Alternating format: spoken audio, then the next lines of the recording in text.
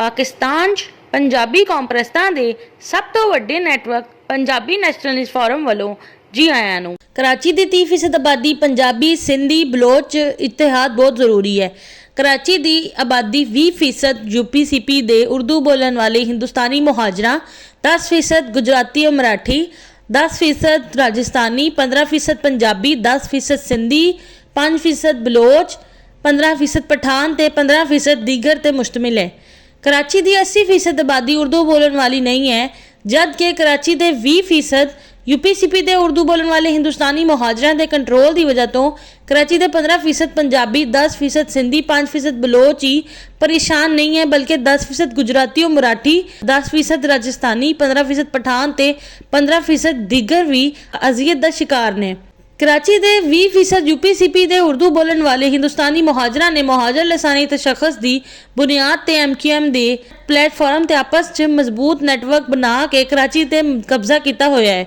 कराची के 20% UPCP के उर्दू बोलन वाले हिंदुस्तानी मुहाजरा ने 10% गुजराती और मराठी, 10% राजस्थानी, 15% पंजाबी, 10% सिंधी, 5% बलोच ते 15% पठान ते 15% दीगर नूं यरगमाल बनाया होया है। कराची च UPCP के उर्दू बोलन वाले हिंदुस्तानी मुहाजरा की बालादस्ती तो गुजराती और मराठी, राजस्थानी, पठान ते दीगर खत्म नहीं कर सकते,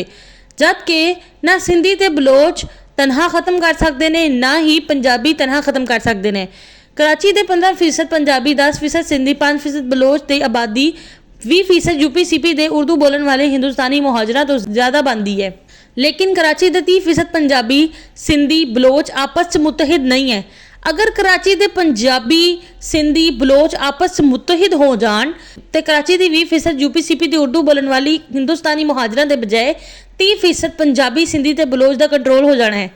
पंजाबी, सिंधी, बलोच की आपस में मुतहिद होने की सूरत